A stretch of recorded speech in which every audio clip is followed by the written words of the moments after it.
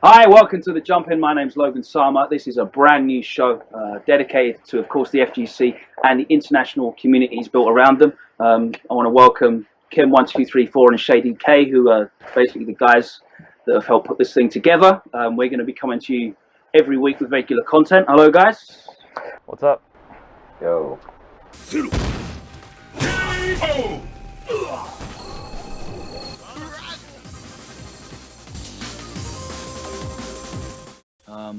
The responsibility of being a commentator. Everyone's got their opinions on it. We're going to come at this from different angles as well. Obviously, myself as a presenter slash sometimes commentator, and you guys as sometimes stream monsters, and people involved in the community in general. Kim, what's your thoughts on the standard of commentary at the moment in the FGC? I kind of feel that there is a pattern amongst the majority of the commentators. I can't even date back when it started, but it's at least a couple of years, like 3 years or something. They kind of belittle the FGC when they talk about it. Like they would call the fellow players bums or something like that. But they would use it as like a half-hearted joke. They would say but I think it all comes back to not knowing what to say when they're on camera and on stream. Like they would talk about the moves that's happening on the screen on the stream, and then they would talk about just FGC things like us being poor and us being not esports and stuff like that. And it's a huge pattern that kind of bothers me because obviously I'm not saying I'm like Captain Professional or anything, but when I hear that, it doesn't really make me feel good about the direction that we're going in. And that's just my honest opinion. And one way that we can combat doing that is, first of all, recognizing that that is a pattern. And I'm sure if you just pay attention to more streams, you might also pick up on it. I mean, I came from playing Street Fighter at a 7-Eleven, and I would skip school to go there. And then I saw the decline of arcades, and I feel that I'm quite proud of being from the arcade era, and I'm proud of this community. And I feel quite insulted when people speak of our community in that way, because I don't really know if this is even true, to be honest, but Japan has arcades that are still thriving right now, but I honestly don't know if they ever dealt with the struggle that Americans dealt with. We saw our arcades die, and we played some games that we didn't even like for like 7 years before Street Fighter 4 came out. And I imagine in Japan, they probably had the games that they liked, and they were still able to play at a pretty high level after work or whatever. So anyway, my point in all of this is, I don't like it when our community is being belittled, even if it's a funny joke. Yeah. That sort of self-depreciating humor generally comes from like a lack of personal belief. Now, I don't mean that as an individual personal belief, but more in a sense of like a lot of people don't believe that we can be esports or that we should be, or that the players are ever going to earn any decent money from this, so we're always going to be bums or whatever. Whatever is manifesting that. That's generally what that sort of self-depreciating humor comes from. Like it's a half joke, as you said. And yeah, having it on stream, I don't think that's a good thing at all, because obviously you're trying to appeal to a wider market. You're trying to appeal to sponsors and corporate partners. You're trying to appeal to the viewership, and it's like you're sort of using the lowest common denominator type of humor that you can do. That sort of, let's make a joke of everything, and then hopefully we'll get a reaction out of the crowd, out of the audience. And I feel that there's a lot more that can be done, because one of the major problems that I find with the FGC in terms of spreading its influence is just the lack of understanding of how the games work. And if people maybe tried to spend a bit more time sort of analyzing what's going on and how to play the game, not how to do the moves and how to do the combos, but that's all stuff that you can learn on your own in isolation. But that that thing that we had of in the arcades of learning how to actually play the game and play against people. That's something that players have in their brain. Like we've learned that through putting hours and hours of playing against other people. And I think if we try to maybe convey that a little bit more, why is someone doing something? Why is this working? Why is this maybe not working? Some analysis like that would be, a lot more helpful. And I think it'd definitely be a lot more useful rather than spending your time spouting memes and tropes and making fun of people or whatever you want to do. I think there's so much room there to keep it informative but also entertaining, and maybe go into a bit more depth about the game as a whole, because fighting games are still so misunderstood by other gamers. People just think it's the person that can do the moves. If I can do a fireball every time when I'm playing, then I'm the best player at Street Fighter, which is generally the case if you're in like your local video store, not like your arcade. When you just back in the day when you had the single stand-up Street Fighter 2 machine, and like if you could do a dragon punch every time, you're the best player. That mentality still prevails amongst the masses. So I think maybe spreading more information would be a much better use of the time on streams. But that's generally more something that I find when you have people on stream commentating that aren't not full-time commentators, but like recognized commentators. That's generally when you get sort of two people looking to fill time and they don't really know how to, so they start end up sort of going back and forth into jokes. What do you think about that? Do you think there's a noticeable difference between the recognized commentators that are out there, your Ultra Davids, your James Chens, your Ski Sonics, your Z's, than obviously the other people that jump on and are maybe sort of filling time? We kind of fucked ourselves, right? I mean, when Twitch is just getting big and streaming in general is getting big. You guys remember tournaments where we just had random commentators. We just said, "Hey, can you speak English? All right, commentate this game that you don't know nothing about." And we kind of lowered the bar excessively, right? So badly that now that when we have any even reasonably good commentator, it's just acceptable now. I think that was the main problem. It's just we've had so much trash that now we're getting a little bit of good, a little bit of that, and then we're just fine the way it is. And I don't think it should be like that. It's a difficult balance though, because like most people in the FGC want to play, right? So getting people that are willing to sit in front of a camera and a screen and not actually take part for a long period of time is difficult. So a lot of the time you do, like you're having to sort of drag people. I know from me running weekly events, it's a lot of a case of like, quick, can you you've just played your game, come and commentate for a couple of matches. To your mind, come and you naturally find people. So the sort of people that are willing to actually take the time to commentate are not always the people that you want to maybe to have the time to commentate. And that's just the fundamental problem with organization and all that. And of course. And it always comes down to money, obviously, because it's hard work sitting there 8 hours and 8 hours straight talking, concentrating as well, being interesting. Yeah, of course. And yeah, you mentioned the money thing. Like you look at the production level of esports in general, and the commentary, that side of things is very important. It's very intrinsic to that. But you look at maybe some of the larger events within the FGC, and people are still not getting paid to do commentary. Not all the time, but and maybe they're getting paid a little bit.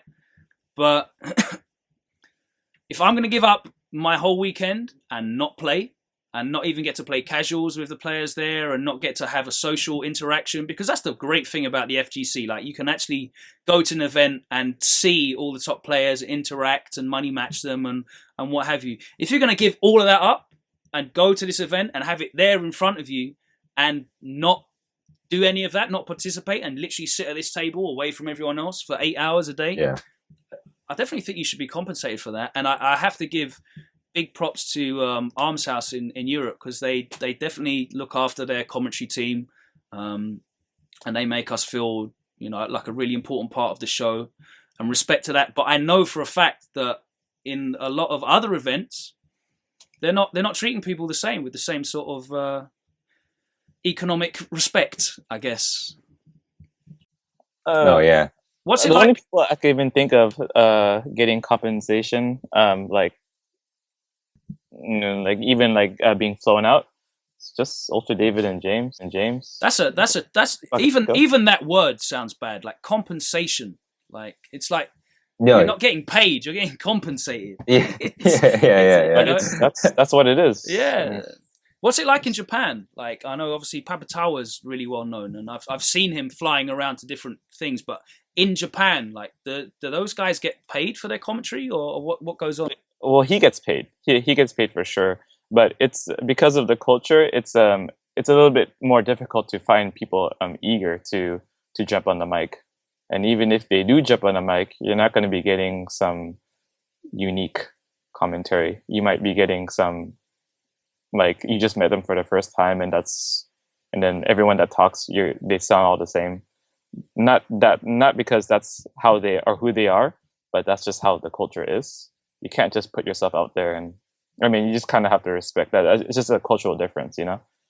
And unfortunately, that's in my opinion, it's a bit unfortunate, because the FGC needs to show their uniqueness, and it's a bit difficult because when other people think about Japanese players, they only have game footage. They don't have anything about their past, their interests, or anything. They might have a little bit, but it's really nothing. We don't know the players, and of course you've recently put together a couple of videos trying to get to know some of these players. Is that why you did that then, I guess? Yeah, it's a big focus that I'm trying to do now, because I feel that high level like skill and stuff like that, it's all interesting, but it's all over YouTube anyway. Like now it's not even special anymore. I remember like back in the day, there would be like a VHS tape of like high level Alpha 3 footage from Japan, and that was like really hard to get. But now you can just go to any channel and you'll find like pirated videos of Twitch streams and stuff like that. But the one thing that's missing is that you don't know anything about these players. You've seen them for like 6-10 years. You don't know anything about them. Yeah, no storylines, right? It sucks. Like, so it's a passion of mine to get these guys to not open up, because they can do that. They just need to like think about it, actually. Just to be like, hey, you know, like people actually want to know about us. And then once they realize that, they might actually open up a little bit more. I think I'm just trying to open up the floodgates.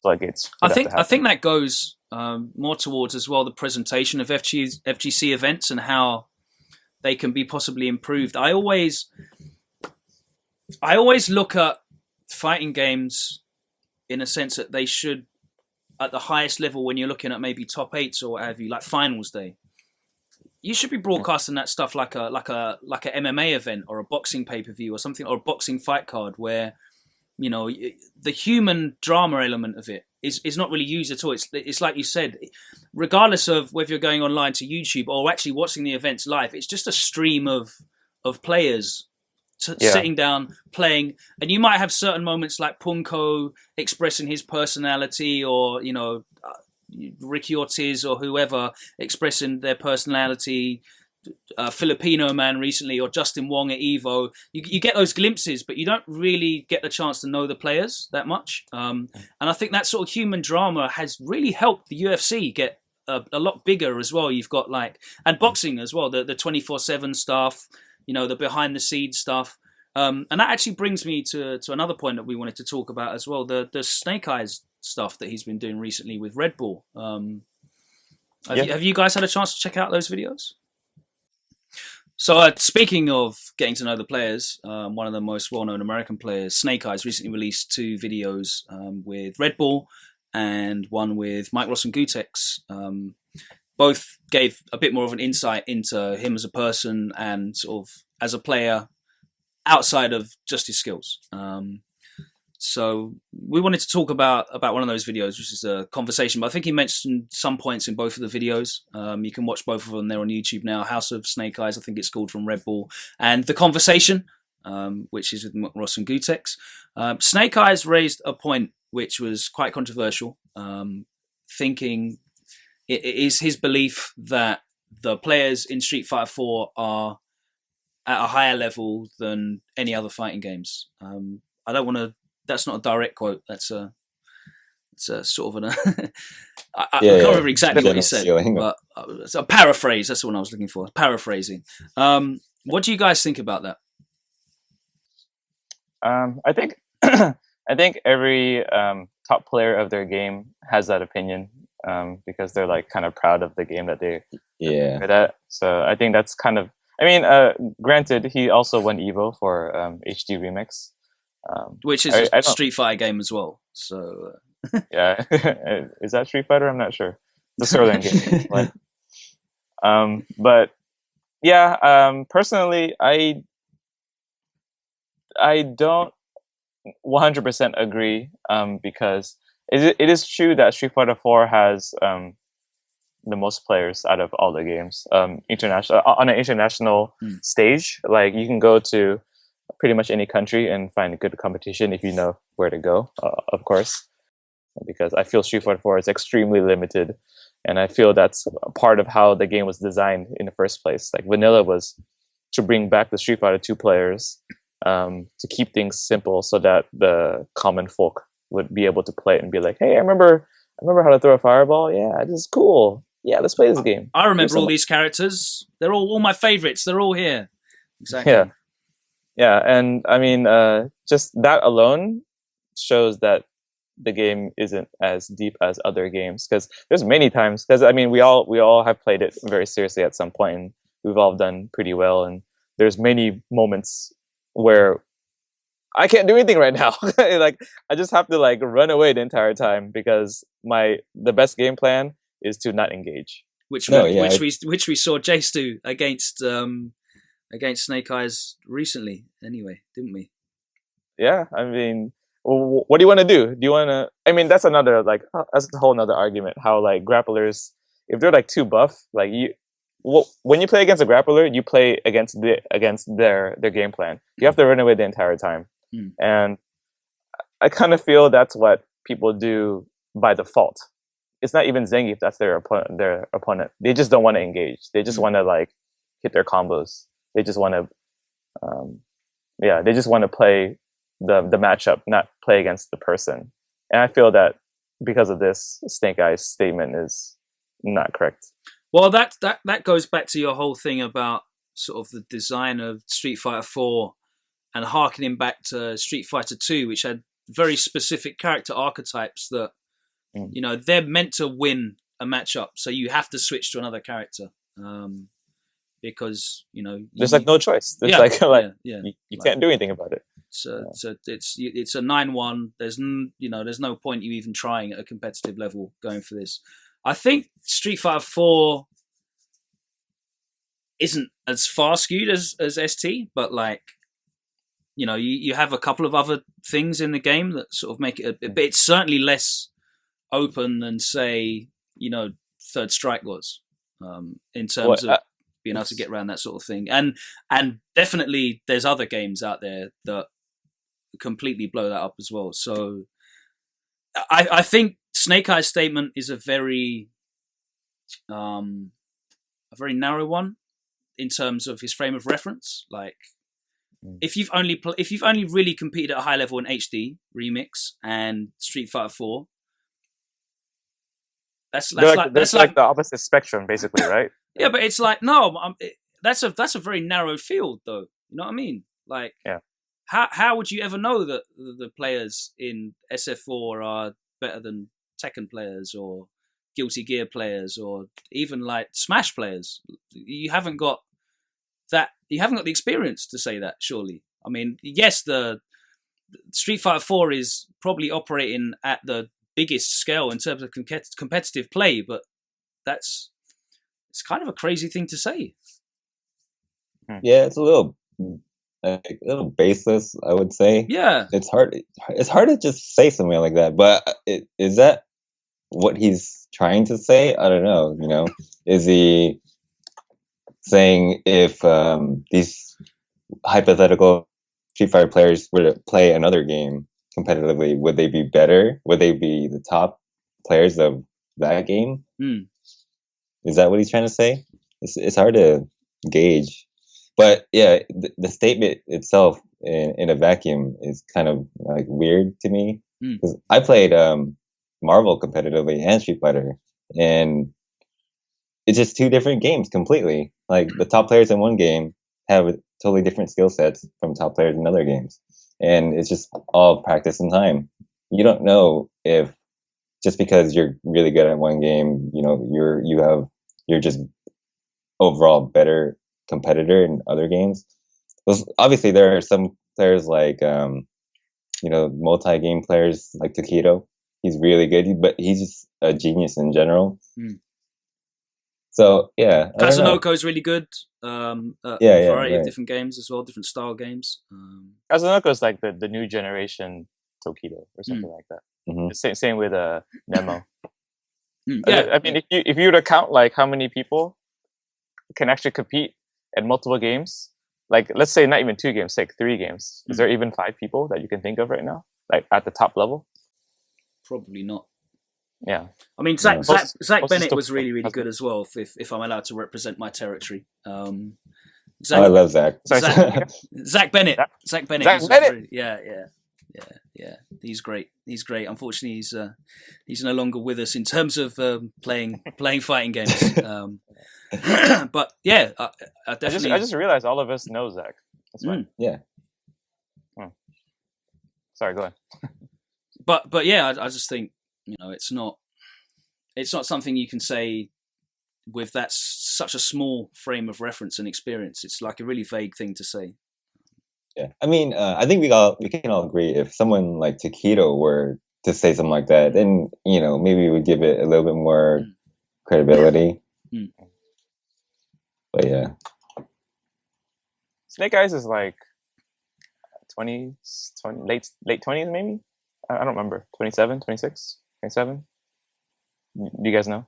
I have no idea. Because I do remember him telling me that he played Marvel 2 on pad. So really?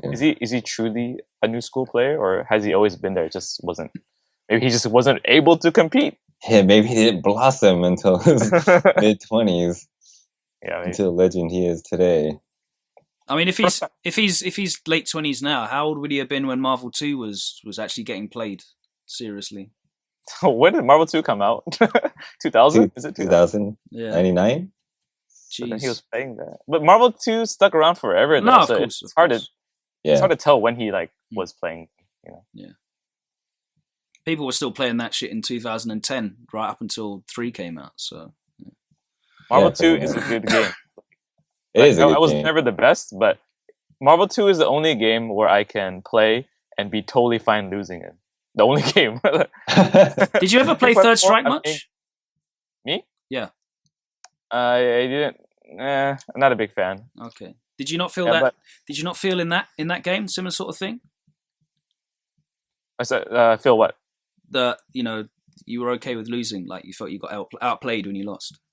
Well, maybe because Marvel 2, I would consider Marvel 2 not a Street Fighter game. So to me, I wouldn't categorize it like that. I'm just pressing buttons and having. I just meant in general because they both came out at a similar sort of time. They're both horribly unbalanced when it comes to the character list, but they're both games which would sort of look back on in a sense that the best player generally wins at those games.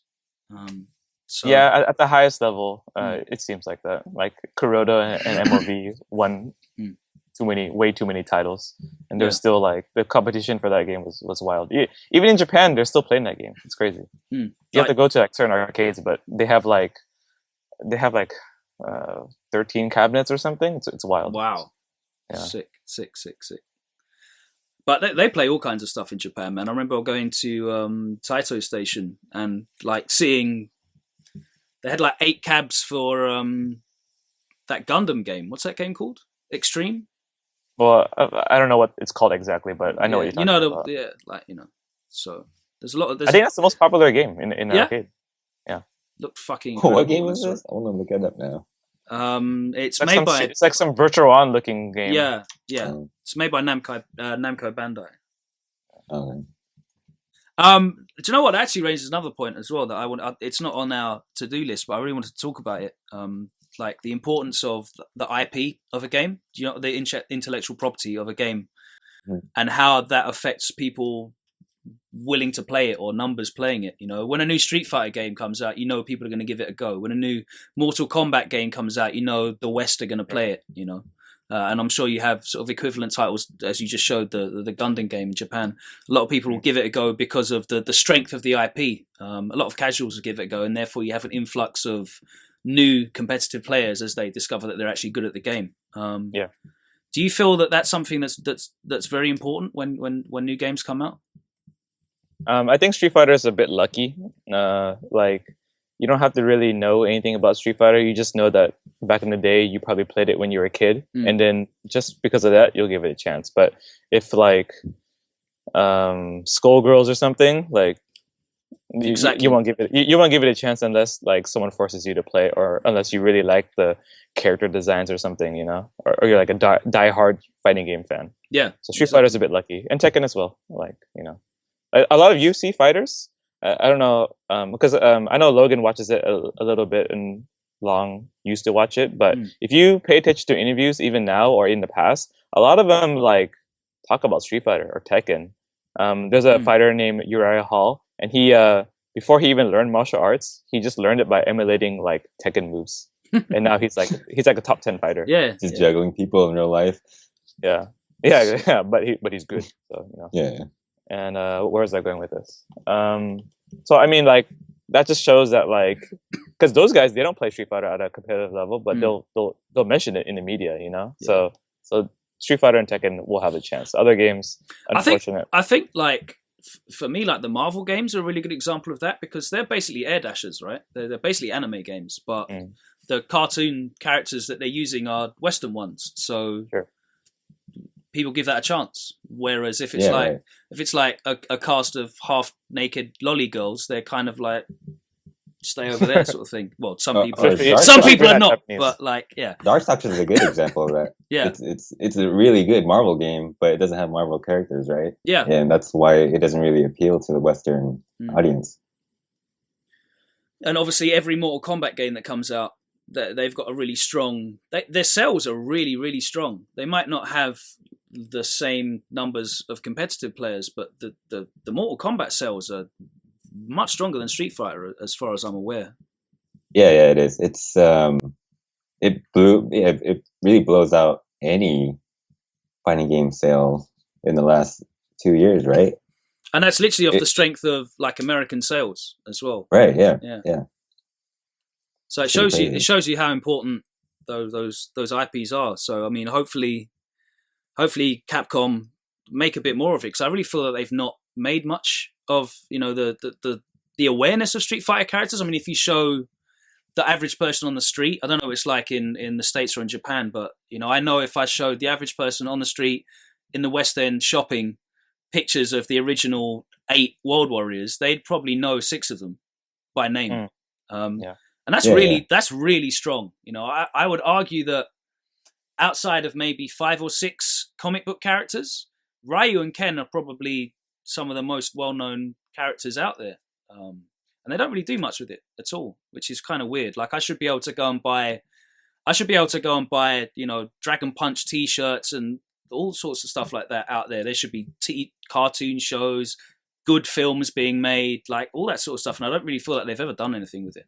Well, I mean, if you like really talk, if you go into more detail about this, I mean, we might be stepping on people's shoes, or we might be sounding like we are heavily criticizing Capcom. But I mean, that's honestly your opinion. Yeah, and I feel it's the same too.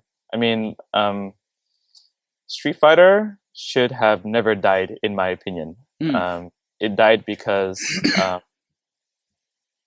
they ran out of ideas on how to promote it, and even now, I think if you were to market it correctly, I think Street Fighter could be even bigger than it is. I definitely agree with that, 100%. I mean, if team games like what the most successful esports game is League of Legends, right? Yeah. And it's a team game, right? Mhm. And there's a lot of people in regular sports that like don't relate to team games. They relate to individual sports. Like they don't understand why do you feel so proud that another team won? Like, did you really contribute? Like a lot of people feel that way, and they probably feel that way in video games as well. And that's exactly how I feel. Like if you won a team tournament, did you really feel like you won the tournament? Probably not, right? You know.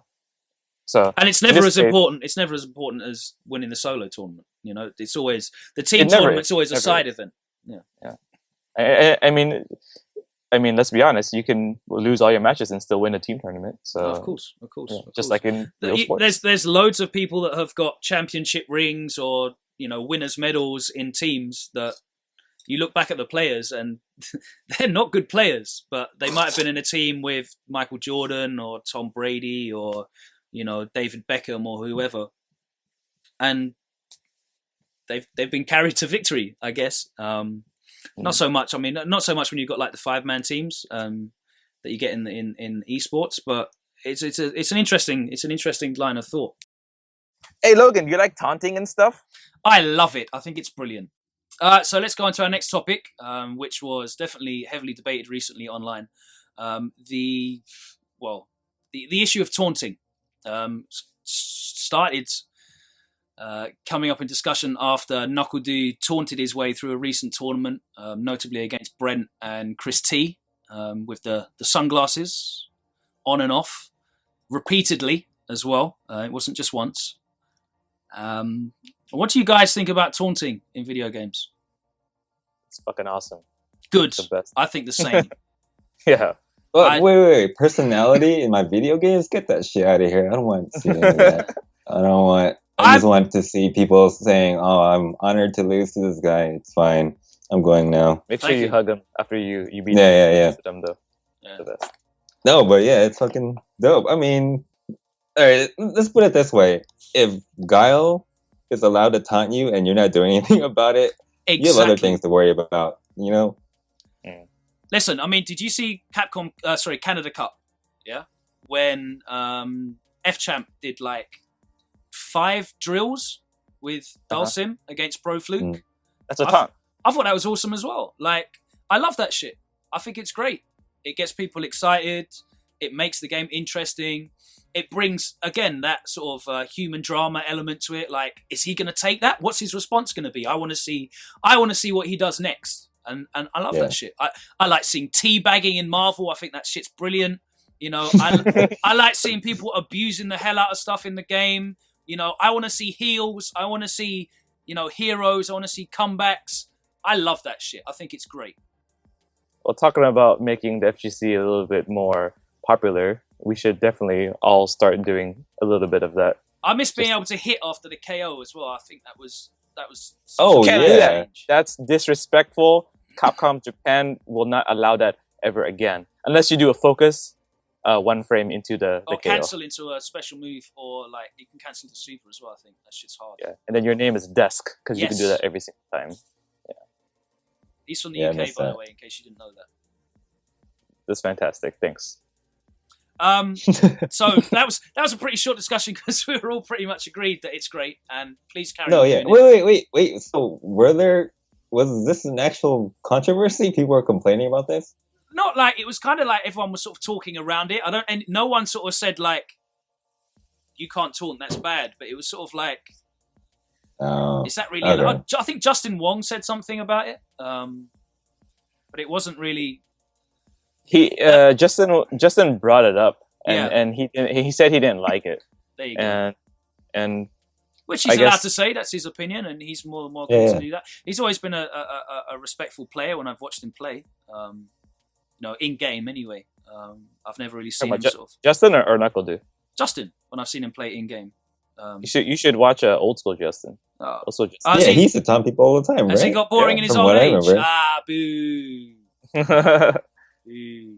I love seeing that shit. I sickly want to see old school Justin come back. Just please take off the EG jacket just for one day, one tournament. Just get crazy, man. His sponsors would probably love that Crazy. shit anyway. To be honest with you, like they'd probably like that. So, I mean, I don't know. I like the whole aspect of if you can't do anything about it, I'm going to carry on doing this shit until you work out how to do something about it. Whether that's taunting, whether that's throwing fireballs and you don't know how to do anything about it. Whether it's if you don't know how to get out of this setup, I'm going to keep doing it to you. Like I love that shit. I think it's brilliant. It makes everyone better. It gets everyone fired up as well. And when it's done as blatantly as that, I think it's awesome. Like F-Champ doing that against Pro Fluke, I really enjoyed that as well. Like sad to see him do it against, one of my friends from the UK. And it's a shame that his run back was off stream, so no one ever saw him get his revenge against F-Champ. But that shit's exciting. Yeah, he beat him in the losers bracket. Oh, I know that. Exactly. I just thought something happened. No, that was it. I think it's interesting that if it can affect the outcome of a game, like if you can actually tilt the other person into making stupid mistakes. Of course. That's awesome. Like, why would you not support this kind of, dimension of the game, this mind game stuff? I mean, because the game's so heavily reliant on mind games and conditioning as well. Right. Surely that's part of it, right? If you're affecting people's thought processes and you're putting them out of their comfort zone and you're making them play differently, that's no difference to like, I'm going to frame trap you or I'm going to stand throw this time, or it's all the same stuff. Yeah. It's in the game. It's there. You press the two heavy buttons together and you get torn. So. Yeah. Well, let me tell you a real quick story. I've noticed that in vanilla was the only version where you can like freely do post KO action and shit, right? It was vanilla only, right? I think in AE or whatever was after Super. I think Super it was taken out. Super was taken out. Yep. Yeah. Damn, that sucks. Okay. Anyway, the most boring version of the game, by the way. But yeah, carry on. Yes, it is. Yeah. So, but when it existed, every single player did it. So why is it disrespectful? Because suddenly there's like some PR statement out there saying that like Japanese players didn't like doing it. I mean, that's what Kamofine officially put out there. But I saw every Japanese person doing it, and doing it with style too. Like when they press the button to KO, like their finger goes like way like 10 feet in the air, boom, just press it, right? It's just awesome. Like I remember Itazan, Itabashi Zangief, like he would always post KO with Zangief's low fierce and then focus cancel that shit. Like I'm sure you don't even know what that looks like, what low fierce looks like, right? It's like a little I don't even punch to the nuts. Yeah. The kneeling punch to the nuts, and then he does like a clothesline for a level 1 focus. But then the KO is like super loud, so it sounds cool. It looks cool. It sounds cool. Why would you take that out? It's just awesome. But now, when I taunt, I have a reason for taunting because no one wants to fight Bison. They just want to like play against. They don't want to play me. They want to play against my character. So they just sit full screen away, building like Falling Skies with Abel or doing breakdance moves with Elena or whatever. Yeah. And so that is way more insulting to me than me pressing Fierce and Roundhouse to taunt you. Because as soon as I do that, suddenly I'm like the bad guy, right? Like I did something wrong when you don't even want to play Street Fighter right now. Like you're wasting my time, goddammit. Like let me play my game. So of course we've mainly been talking about Street Fighter 4, which is the focus of the competitive world at the moment. But next year, very soon, February the 16th, right? Yes, that's when the game comes out. February the 16th, Street Fighter 5.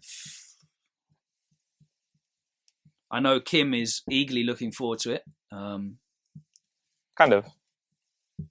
What are your thoughts on? I mean, obviously, we can talk about different things. We can talk about what our thoughts of the game are, and also how we think it's going to affect the FGC as well, because I think that's an important discussion to have as well.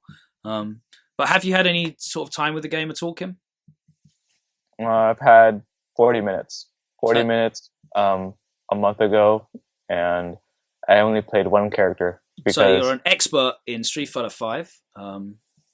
You should go on Event Hubs right now and start writing essays about the game. I'll openly admit I don't have enough experience with the game, but I do feel that if we had more variety, because I didn't play the Dalton version, so I don't know how good he is.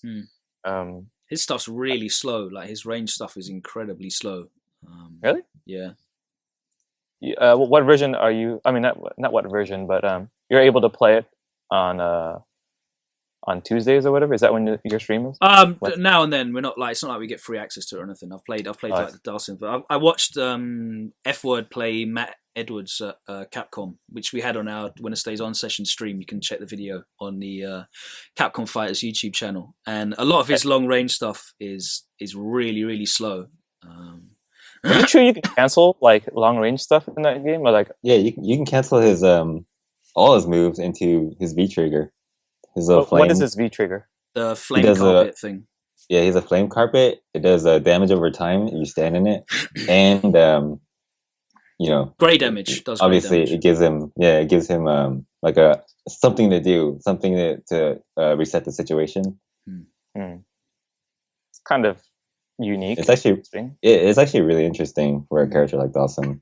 I think he's always going to be that character where he has a high skill ceiling with also a high skill high skill floor, because you can't just pick him up and beat people, right? Like it takes a lot of practice. Right. But I do think he's really good, even though he does seem slower. You have to play him a little bit differently. You have to play him like how Champ plays Dalsim now, like he's really slippery. That's how you have to play him all the time in 5. What is the point of that like carpet moving move that he has in the air? He doesn't teleport, but he just like flies. Oh, his V skill in the air. Yeah. Wait, so he has a V skill in the air as well. Yeah. No, that is his V skill, right? He hasn't got. Can he do that on the ground? He could do it. He could do it in the air and the ground. So if you do it on the ground, he floats up like he. Oh, okay. Yeah. Yeah. And you can attack. You could just jump and do it. Yeah. It's just to make him more mobile, but not in a conventional way. In his own special way. It looks slow. I mean, is it useful? Yeah. I mean, you have to use everything. You have to use that. You need to, because you can't be predictable with your movement with him. Right. You have to do stuff all the time, because if you get locked down in that game, it's over. The offense is so good in that game, so the slippery, the more slippery you are with him, the better. But it's going to take a lot of practice for returning Dawson players, I think, because you can't control the horizontal range as easily, because you don't have a normal Yoga Fire, right? No, you have to use EX. Oh, that's right. It's like it's weird, parabolic type of. Right? Yeah. So his new horizontal fireball is pretty much his standing medium punch. Oh, I see. Yeah. I think if you go into Street Fighter V Dalsim with any sort of preconceptions of Street Fighter 4 Dalsim, you're doing it wrong, because his normals are so different. He's lost all of his close normals, right? So, and a lot of his far range normals are very different also. The properties of them. Does he have any controllable limbs, like past games? Any what? Sorry. He has controllable limbs, like hold back, press roundhouse, hold back. Oh, command. Yeah. He has back medium kick, the same annoying kick. Oh, okay. Back short.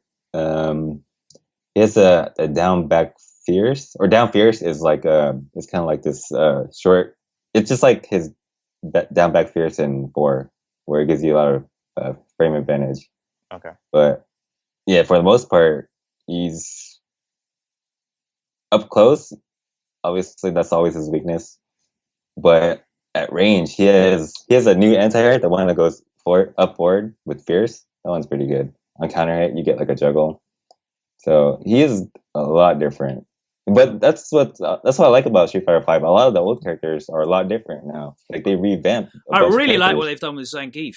Like it's such a sort of a subtle change, but being able to combo being able to combo into pile drivers and super as well is a great thing. Like the air grab's insane. Really like that as well. That's hype.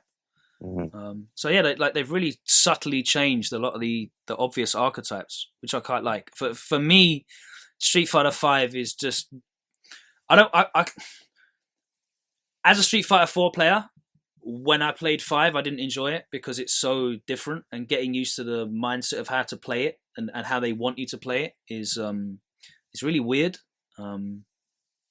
But I think it'll live or die by sort of a lot of the frame stuff. in the game.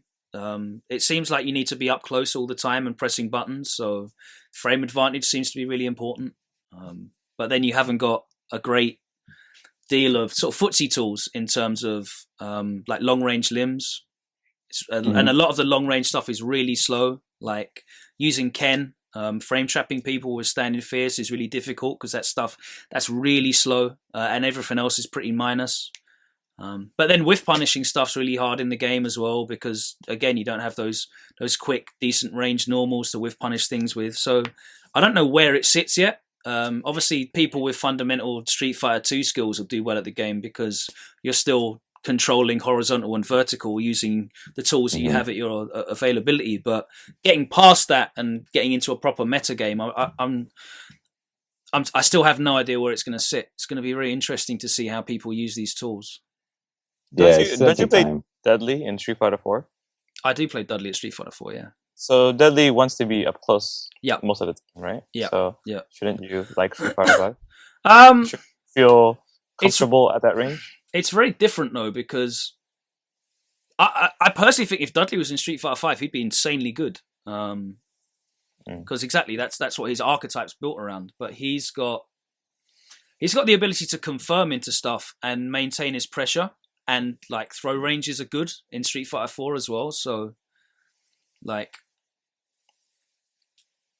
I find it kind of difficult to maintain pressure. For me, like at the moment in the versions of the game that I've played, because the throw range is so short, it's like you press a button, they block because they have no reason not to block at the moment. It's not like you're going to get Kara thrown from there or whatever. So they're just going to block. No one has got a good high-low mix-up, so you're just going to block pretty much. And then to do anything, real frame trap heavy. Yeah, it's frame trap the game. So basically, you're going to block and you push yourself out. You're at frame advantage. You're either going to walk in, and it becomes like a mind game of, am I going to walk in and throw you, or am I going to walk in and press another button? If I'm going to walk in and throw you, then I'm going to want to put a button out, like press a jab. Jabs in that game are not for confirming into combos at the moment, from what I've seen. The first build, yeah, you could confirm off jabs into combos, and it was cool, and everyone's having fun, Street Fighter 4 style. But as the builds have gone on, jabs are not for confirming into combos. They're like literally for getting off me. So it seems like when people want to walk in and throw you, you just press jab and stop them. But if you're at frame disadvantage, obviously, if I'm going to walk forward a little bit and then press a button again, then you get sort of that whole sort of mix-up, counter-hit, frame trip heavy game that I think Street Fighter 5 is meant to be. But it's kind of, it used a really good analogy of like fighting in a phone box. That's what it seems like to me. Like just pressing buttons up close and it being very, am I going to press a button? Are you going to press a button? You know how you get in Tekken where I'll do my string, I'm at -5 or something. You're going to press a button. What button's it going to be? Am I going to press a slow one and mix you up with it? Or am I going to press a quick one and catch you out with a string? And it's sort of like that, but really fast, way faster than Tekken is. In that sort of sense of being up close and just pressing buttons one after the other and really knowing what your frame advantage is. So that's why I think in this game, the frame balancing is going to be really important because you're going to need to know your ranges and you're going to need to know your frame advantages, and they're going to be really important from what I've seen anyway. I mean, like I said previously, I don't have a lot of time. I didn't have a lot of time with the game, and Shady over here can enlighten us on some newer stuff about the game. Well, am I talking rubbish, Shady, or is that kind of on the money? Yeah, it does get to, it's very math fightery in a sense. Not only that, from what you said, but also because the 3-frame leniency window that makes it so well, that's what I like about it, at least, is it lowers the barrier to entry for a lot of players. Sure. Because Street Fighter 4, Street Fighter 4 isn't exactly an easy game. Try to explain to someone who doesn't play Street Fighter how to do DP, FADC, and then pump this 2 fireball motions and then press 3 buttons, right? That's actually kind of advanced if you think about it. But since we're really accustomed to that stuff, it was easy for us to pick up. But Street Fighter 5, it's more like you can play you can do what you want without feeling limited by mechanics Yeah. So I can't do that. it, It's more of your yeah, decisions rather than your ability to do something. yeah. It comes down to a lot of mind games more than anything, and it does get to a point where it's going to be really important to know disadvantage and advantage it's very, very, very polished in that way. So from this range, he whips this move, or I block this move. I know I have a 3-frame jab or a 4-frame short or whatever, and you're gonna press in 4. You had to be precise. You had to either have a back button plink, to punish something like that, or you just had to be a god. In 5, it's just knowing what to press will land you that punish. So that's what I like about it, and that's going to help a lot in net play. And I think net play is where the future is at for a game like this. Like I've always said, the reason why Street Fighter and fighting games in general aren't widely, accepted, like games like League of Legends and all that, is because it's not made for net play. It's way too, you have to be very accurate with everything. And so I've always said, if they made a fighting game based around net play, giving someone leniency of inputs, and they can actually do what they want to do, that'll be a big deal. And they're actually doing that. It's actually crazy to think about. Like we're going to be able to just hop online and play games and not feel like we're playing a different game, like in Street Fighter 4 and Marvel, in America at least, where everyone lives so far apart. You play a Marvel match and you're like, this is not even really Marvel, but you're just playing it and you're just whatever. Right. But in Street Fighter 5, even in the beta when I was playing, I was like, oh, this is pretty legit. Like I feel like I'm playing Street Fighter, and what I want to do is coming out. So I really think that's where the future lies, and hopefully, that just brings in a wider, massive, audience for the game. I definitely agree with your sentiment there, but it obviously we'll see whether the implementation of that actually does work. But I definitely agree with what you're saying in sense of the limitation of fighting games in general reaching a wider audience are the fact that the online environment is never going to replicate the lagless offline environment. So the only way to do that Capcom have decided is to input this input leniency. So we'll see whether that does definitely lead to that. There's some weird sort of instances though. You get sort of like if you're used to doing. They found some interesting solutions as well. So I'm just thinking in my head. If you're used to doing like late DPs, for example, to get the most out of the invincibility, there's instances I've had when I've tried to do like late DPs, just force of habit, and like the game feels a bit laggy, and I've actually been hit. But the invincibility on a lot of DPs is so much that you can afford to do them earlier. Like you can DP jump-ins with like medium DP and not worry about trades. Really, I mean, it's still possible, but there's way less trades on DPs than there are in Street Fighter 4. No, yeah, for sure. So that's an interesting workaround, like you don't have to wait and just get that last minute DP. You can do it kind of early. So it's for a lot of things. Kind of makes me sad in a way, but it's just a different game. You know what I mean? Like it's for the price of online play. It's yeah. But it is really where the future's at. Like we can't really argue. It is, even I know you said earlier about Japanese arcades, but even Japan arcades are closing. They are closing. Yeah. So and arcades are really a thing of the past in Europe. We've got like 2, I think, in London, which is ridiculous. The rest are sort of like offline console sort of locations. The event that I started up was at a LAN cafe. That was like 5 years ago.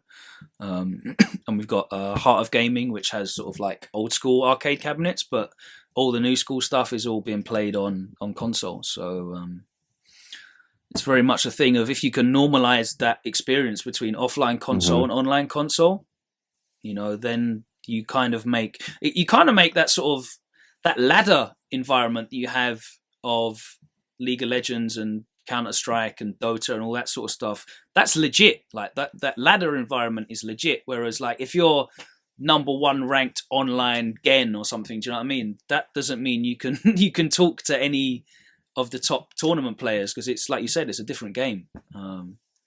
But it'd be interesting to see whether the top online competitors can translate into offline competition, and if they're playing what is effectively the same game due to this input leniency, then that'll be really interesting to see.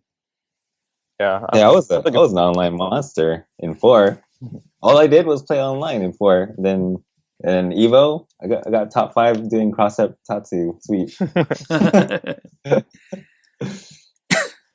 Yeah, online is legit. I think we're gonna be surprised at the talent that comes out of these online monsters. I just want to see more players, because for me, like the bigger the pool that we're taking from, the better everyone's going to get. You know, there's definitely some world champions out there that have never even, you know, touched a fighting game. You know, it's the same with any competitive endeavor, whether it's a sport or a video game or whatever it is, collectible cards, anything. You know, if you increase the player size, the player base, you know, the overall quality of everyone's going to go up. As more and more. Like I'll easily give up like me being good at Street Fighter 5 or even me enjoying the game if it brings more players for like future Street Fighter titles. It's like the number one most important thing.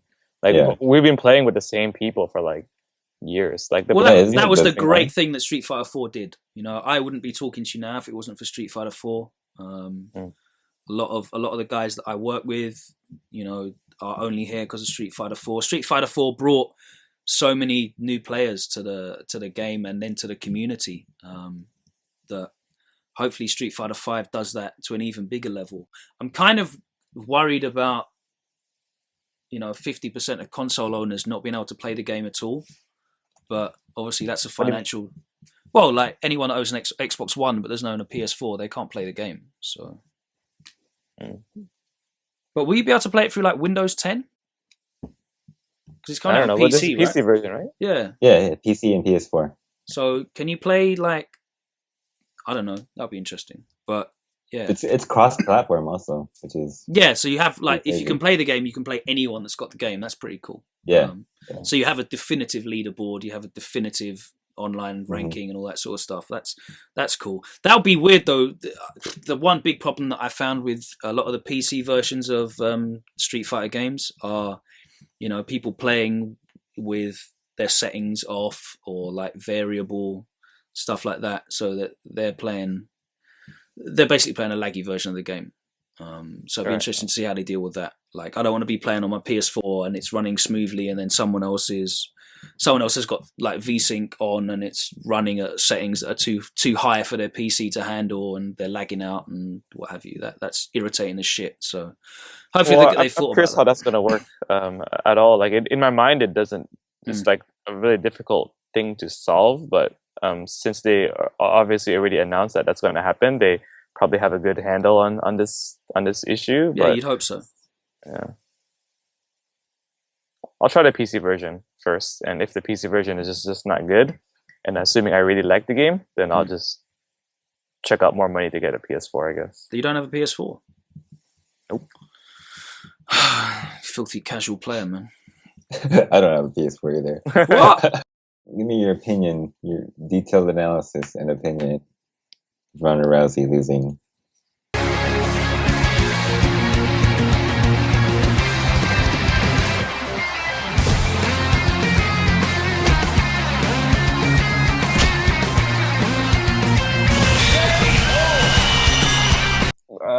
Where do I start, man? Where do I start? I've usually I keep it in the back of my mind that all these fighters, they train really hard. Obviously, they don't want to be criticized. Obviously, like fighting game players will be criticized, and like they're playing games.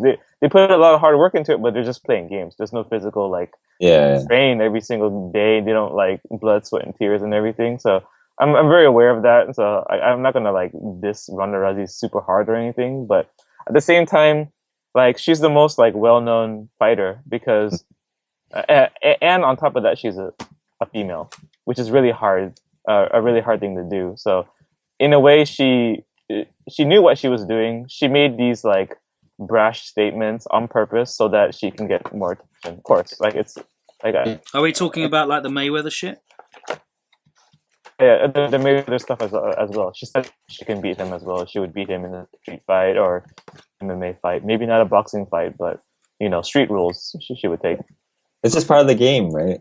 Yeah. I mean, that's all fine. Like, I wish Street Fighter players did the same thing. You know. Yeah. I have to be honest. I've never been so excited for a fighter to drop off because it just it's like a new door is opening now. Like the whole division is different, and and at the same time, you want to see if she's really gonna come back after this loss. You know, like that's when champions are really proven. You know, or so they say, right? Like there's no such thing as a real undefeated person. Even Mayweather has lost his amateur fights, right? So it's interesting to see if, because I don't know if you guys have seen the fight, but she just got outclassed. It's like she got perfected. She looked like Wow. she looked like she didn't know the matchup like at all, to use that phrase. Like she really didn't. Like I don't know what it was, because you mentioned a few things, like the pressure of all the promotional stuff. She's so important to the promotion of the UFC. You know, she's being rolled out at all these events. That has to have an effect on your concentration. It has to, on your focus to the fight. So, you know, Holly Holm was just there training, aiming. She's just aiming for Ronda. If you're female and you're in that weight bracket, you're aiming for Ronda. Like you're training for Ronda. Whether she can maintain it against all the other girls that she might have to go on and fight, or even against Ronda again, that's another thing. But she was just training for Ronda, whereas Ronda is just, you know, training each fight as it comes, whilst doing all the Interviews press junkets. Yeah, exactly. The films she's doing, all that sort of. It's a lot of pressure. But aside from all of that shit, she looked like she had no idea what she was doing against Holly Holm. She was chasing her around the ring. She wasn't closing the ring off. She was just circling. She was gassed after half a minute, you know, swinging wild punches with her chin in the air. If you watch her fight, like before that, like the only reason we didn't criticize her all that much is that her matches were too quick. They're like 16 seconds, right? Like you didn't have enough footage to actually see her. And she also, beat, like, she beat the pushed. last girl. She was well, never sorry. pushed. Yeah. Sorry, say it again. I was just going to say, like, she beat the last girl with stand up. Like, she made a point. Betch Kohea. I'm there. I'm the fucking encyclopedia right now. Bete. Yeah, it's like she KO'd her in 34 seconds. She actually even took her down and let her stand up again, because she wanted to make a point, right, of I'm going to beat you with stand up. So I don't know, like maybe she wanted to make a point against Holly Holm as well and show her that she can beat her standing up. But Holly Holm's a world champion in striking. You know, she's held boxing titles. She's a very accomplished kickboxer.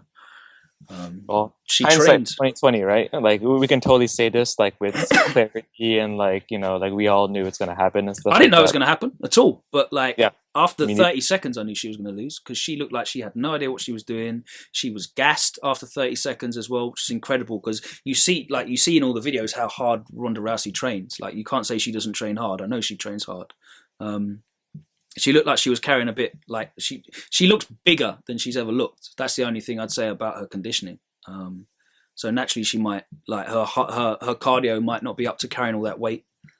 She didn't look very chiseled. No, she was carrying. She's not chiseled in general, but she looked a lot. She's put on muscle, and she doesn't look like she's lost body fat. So yeah, like she's carrying a lot more. And like you saw the weigh-in, she got really angry at the weigh-in. Obviously Holly Holm got to her at the weigh-in. She said a lot of stuff. She came out like she wanted to just beat her up. Like she didn't come out like she was fighting her in a professional bout. She looked like she wanted to beat her up. Wow. So we have to show you the videos, man. And then as soon as this conversation is done, Shady's gonna get back on the MMA train. yeah, that was weird. And yeah, like a lot of her technique and the striking wasn't there. Like her hands weren't up, her chin was up. Like she took a lot of left straights to the face coming in. But like it's wild how high her chin is. It's like she's like raising it even or something. It's like that. But that you do that when you're just swinging wildly. Like it's a natural thing. Like you punch from back there, so your chin goes up in the air. But she's a professional fighter. She knows that stuff. Like if you're with coaches, I don't know what would make a fight like that. Whether it's her like not paying attention to her team and any of her training just because she was so worked up. Because like she's an emotional like person. Like that she's a fiery character, so she might have just wanted to go in there and just kick the shit out of her and not really do a proper professional fight. Just get her hands on her and punch her up. I don't know. Like her team going into the second round, like it's not like they calmed her down. She was still doing the same thing. If anything, her stand up got worse because her hands dropped. What do you think about the criticism that she's been getting about how her coach is not actually a good coach? I don't think her situation there, like aside from all the rumors about whether she's dating a coach and what have you, aside from all that, I think she's in LA. She's not in a proper camp. Like I don't think she's got the best coaches around her. Like I'm pretty sure after this, Dana is going to come in and sort that shit out because I think it's better for the UFC for Ronda to be the champion because she's just incredibly marketable, really marketable. She's on the new UFC. Of course she is. She's the highest paid. She's the highest paid fighter in the company as a female. That's insane. Like, wow. Probably even the male fighters. Like, I'm saying as a female, and she is the high. She's. I'm pretty sure I've read it in a few places that she's paid. She's got the highest contract, the biggest contract. I don't know. After McGregor punches up Aldo in a couple of weeks' time and becomes the undisputed champion, I think he'll probably be in there with a shout. But yeah, I know. Do you want to bet a Street Fighter V beta key on that? I bet you Aldo's gonna win. I bet you it's gonna be just like Holly Holm. How we were like, oh, it made perfect sense. It made perfect sense. You mean he was just talking? That's crazy. No, McGregor's different. His talk is different, man. His talk is awesome. He's the best. McGregor's great. But I'll happily bet you that McGregor will win that fight. I'll text you. I'll send you a Facebook message from the MGM Grand Arena after he knocks him out of a nice selfie of me standing there smiling. Are you gonna be there? Yeah, I told you I've got a ticket. You motherfucker! I can't. Sorry. Potential sponsors. I couldn't hold that one back. Motherfucker, are you serious? Yeah.